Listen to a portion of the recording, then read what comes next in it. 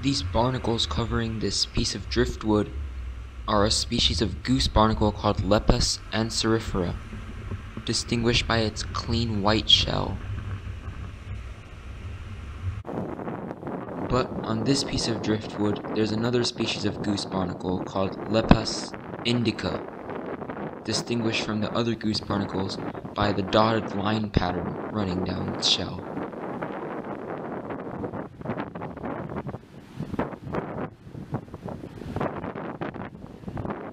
Also on here is a cluster of brown algae called sargassum, a common Florida species.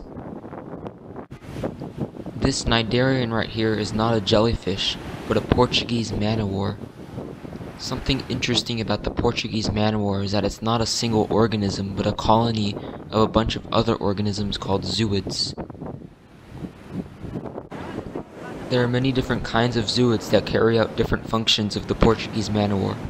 For example, gastrozooids help with feeding, whereas dactylozooids help with defense and are mainly used for the stinging. Some other kinds of zooids also help with reproduction and structure.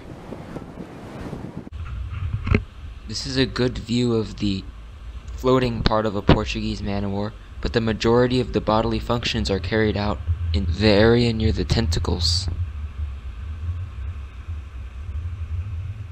Each tentacle is actually a team of polyps, with the gonozooids and gastrozooids near the top, and the stinging dactylozooids reaching huge lengths.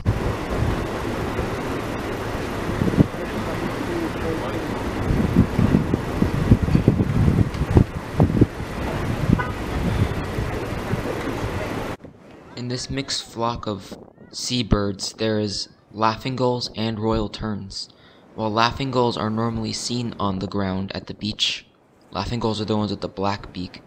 Royal terns are the ones with the orange beak, don't stand on the sand as often and are normally seen flying above the ocean in an acrobatic manner. I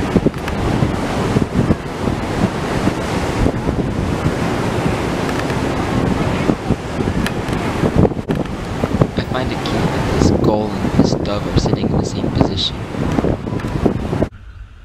There are also a lot of shorebirds in the area, the majority of them being sanderlings and ruddy turnstones.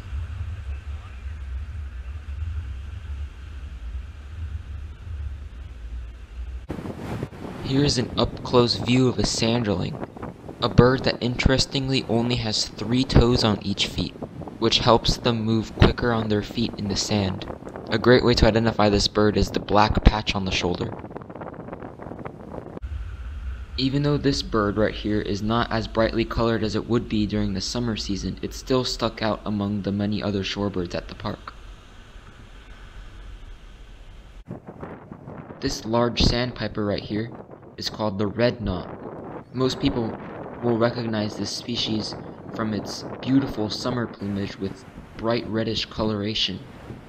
And even though the red goes away for the winter, it's still easily identifiable due to size, beak shape, the speckling pattern on the belly, and the greenish yellow legs.